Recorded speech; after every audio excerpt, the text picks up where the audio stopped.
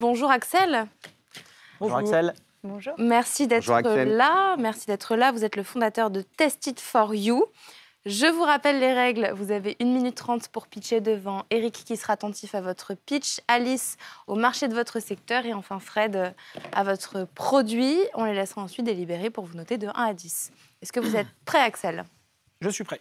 Et bien alors, top chrono, c'est parti.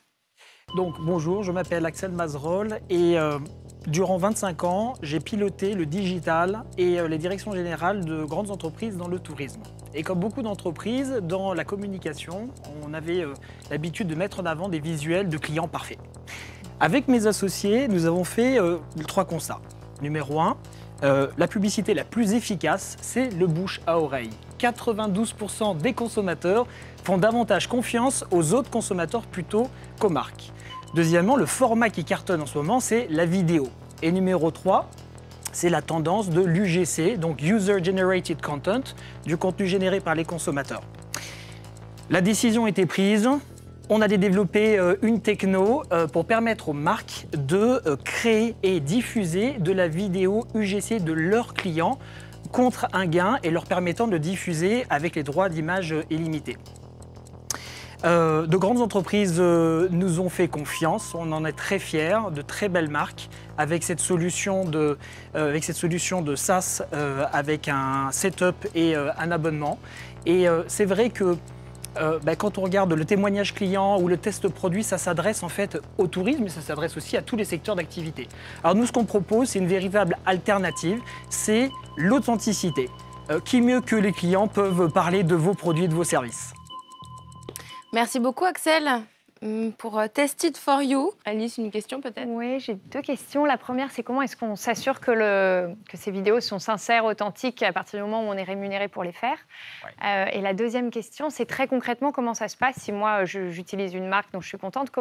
Comment vous me proposez de réaliser une vidéo Très bien. Alors, pour la première question, la sincérité. Alors, en fait, il s'agit, nous, on met à la disposition une solution SaaS auprès de l'entreprise, de la marque, qui va donc la communiquer à sa manière auprès de ses clients.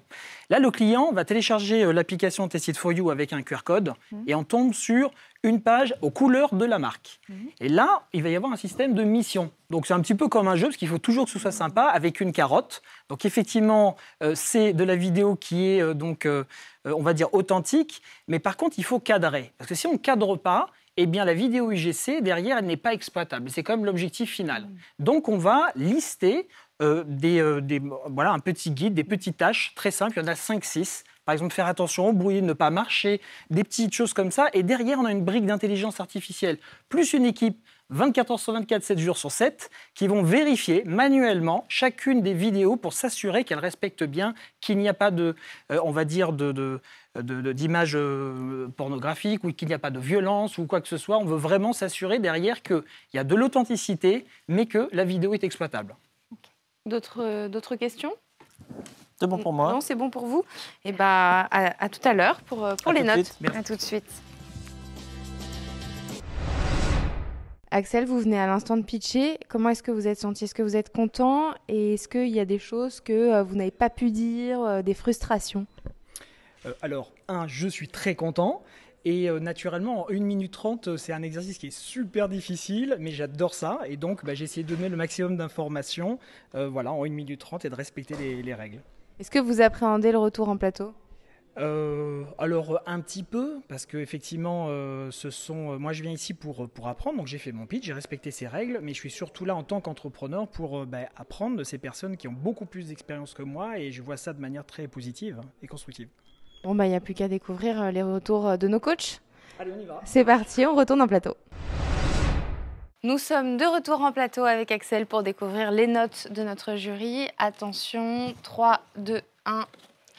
Et c'est un 6 pour Eric pour le pitch, un 6,5 pour le marché du secteur pour Alice et un 7 pour le produit pour Fred. Tout cela sur 10. Eric, je te laisse commencer comme d'habitude. Alors, c'est un 6 un peu mitigé. Il faut que tu saches que tu fais une très bonne impression quand tu rentres parce que tu as une qualité très importante quand on pitch. Tu es engagé. Et on a envie de te croire. Pourquoi c'est maintenant, je mitige et je ne suis pas allé vers le 7-8 ?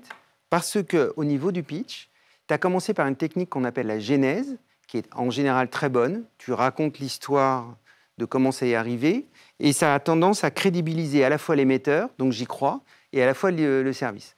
Sauf que là, tu as fait une petite erreur technique. Tu as dit, mes associés et moi, on a fait 3 constats. Et tu m'as perdu. Surtout qu'un des 3 constats, c'était de l'anglais. Heureusement que Fred est là, il t'a remis ça en français. Et la réalité, c'est que j'étais déjà perdu au démarrage, parce que le premier constat, j'ai commencé à m'accrocher dessus, le deuxième l'a effacé, le troisième était en anglais, je me suis perdu. Et finalement, après, tu as avancé, ça allait bien, tu étais à bonne vitesse, mais moi, j'étais derrière en train de courir. Après, il y a un sujet qui est l'authenticité. Fais gaffe à l'authenticité, parce que ça veut tout dire et rien dire. Donc, je ne sais pas si c'est vraiment un argument que tu peux mettre comme ça en avant, parce que sur Internet, on voit tellement de gens qui disent tellement de choses bizarres. Et puis, Fred est arrivé. Fred, révélateur de talent ou révélateur de pitch, il t'a posé une question et ça t'a permis de dire, ben oui, le truc là en français-anglais, ça permet 30%, quand les gens parlent et ils font la pub, ça permet 30% de plus de conversion. Et mon cher Axel, c'est par ça que tu aurais dû commencer. Un seul argument d'autorité, et après tu tires ton fil, et c'est bon. Un fil, quand ce sont les consommateurs qui parlent du produit, ça fait 30% de plus de conversion. C'est pour ça qu'on a fait ta, et après c'est fini, tu as gagné. Si c'est nuit, Alice, pour le marché.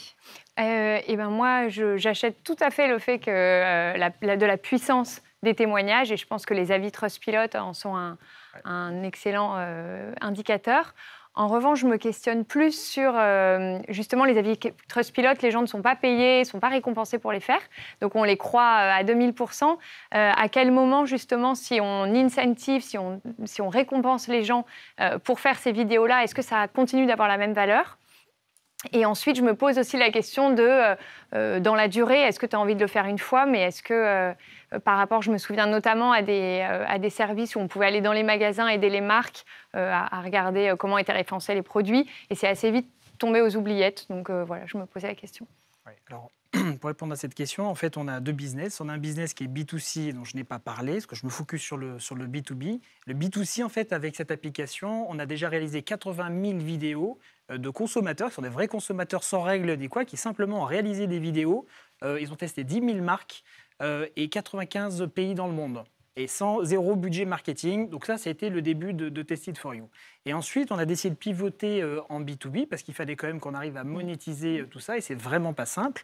Et c'est effectivement à ce moment-là qu'on a commencé, en contactant les règles, de leur parler de cette authenticité. Effectivement, authenticité, c'est hyper dangereux. Alors, ils adorent ça, parce qu'aujourd'hui, on est comme dans un monde de l'apparence. Quand on regarde tout ce qu'il y a sur Instagram, TikTok, c'est quand même beaucoup sur l'apparence. Hein. Et donc, on a décidé de venir avec ces règles à respecter qui permettent de cadrer. Parce qu'en fait, avec ces 80 000 vidéos, on s'est rendu compte que quasiment 90% des vidéos n'étaient pas exploitables. Ça, on ne pouvait pas vraiment les mettre sur un site marchand. Donc, c'était l'idée de faire un truc simple, de lister simplement ces tâches. Et donc, voilà, on essaie d'avancer, parce que quand on s'appelle, quand on est le leader avec qui on travaille, leader du cosmétique mondial ou d'une grande boisson internationale, on ne peut pas se planter. Donc, voilà. Et donc, au final, pour répondre à la question, les clients, en fait, les utilisateurs disent ce qu'ils souhaitent. Moi, sur Test It For You, je laisse tout. Tant que les gens sont respectueux, il n'y a pas de violence, il n'y a pas de haine, on laisse tout. Après, la marque, elle utilise, elle fait ce qu'elle veut avec les vidéos qu'on va lui livrer. N'hésite pas à dire les noms des marques, parce que ce n'est pas leur pub que tu fais, c'est la tienne. D'accord. Puisque tu nous dis que tu bosses avec eux, ça nous fait plaisir. Très bien, merci du conseil. Et Fred, 7 Oui. pour le produit. 7. Alors pourquoi 7 Parce que déjà, j'ai besoin de clarifier, et d'ailleurs, dans ce que tu viens de dire, on voit bien qu'il y a... alors c'est bien, 7, globalement, mais il y a un... Et je suis convaincu par le fait que les vidéos et le UGC, donc le témoignage des clients, contenu généré par les utilisateurs, est puissant pour effectivement convertir et même se rendre compte. Et même nous, quand je regarde des trucs sur Internet, je lis pas trop ce que raconte la marque, je lis plus ce que racontent les clients. Mais là, tu as un choix à faire. C'est-à-dire que, quand tu parles de B2C et de B2B, on le voit bien, c'est soit tu décides de te construire toi-même une sorte de communauté avec tes 80 000 personnes là aujourd'hui, puis peut-être 800 000 ou 800 millions plus tard, mais où tu fais une techno que tu vends à des entreprises, donc tu fais du B2B. Et là, il faut que tu choisisses, parce que ta valeur ajoutée ne va pas être du tout la même. Soit tu construis un produit qui a une technologie avec de l'intelligence artificielle ou avec des process ou avec tout ce que tu veux qui font que, in fine, tes vidéos sont extrêmement qualitatives et fiables. Et à ce moment-là, tu es capable de fournir ça à tes clients. Et ça, donc ça devient ta valeur ajoutée, de fournir cette technologie-là globale. Soit tu décides de te faire une grande communauté et de rassembler toi-même les avis. Et donc c'est pour ça que je ne sais pas trop où est ton produit, si c'est sur la techno ou si c'est sur la communauté. Alors, merci beaucoup. Donc, c'est vrai que j'ai encore, et c'est super utile vraiment pour moi, parce qu'en fait, on a l'impression de tout connaître par cœur, et en fait, on se rend compte que non, il faut s'améliorer. Donc, c'est vraiment, j'insiste, c'est très, très utile. Donc, merci. En fait, la décision, elle est très simple, elle est B2B. Aujourd'hui, l'angle est B2B. On a commencé avec du B2C parce qu'il a fallu quelque part apprendre. On a fait beaucoup d'erreurs et on apprend de ces erreurs. Et puis, finalement, le côté B2B, on s'adresse à des grandes marques qui nous font confiance. Là, l'erreur, c'est 0. Donc, on doit être irréprochable. Donc, du coup, cette solution SaaS, elle s'adapte à des solutions de service, à n'importe quelle entreprise, en fait. Donc, et c'est très facile à... Ça, c'est Software as a Service, je précise juste. Donc oui, décidément, il faut que je fasse attention. Ouais, c'est le logiciel qu'on achète en sorte de location. Tout à fait. Donc, la réponse B2B. D'accord. Et c'est la raison pour laquelle, dans le pitch, je n'ai pas vraiment évoqué le B2C. J'ai essayé de me concentrer sur ça dans mes 1 minute 30. Très bien. Merci beaucoup, Axel. Merci pour à tous. Test It Merci, for You. Axel. Très, très bonne continuation. Merci, Axel. Merci. Et cette émission touche à sa fin, Rebecca. Et oui, et si vous aussi, vous voulez venir pitcher ou nous suggérer un invité, vous pouvez le faire en scannant le QR code qui est en train de s'afficher sur votre écran ou alors en nous envoyant un mail à lespionniers@bfmbusiness.fr. On sera ravis de vous accueillir sur le plateau, bien entendu.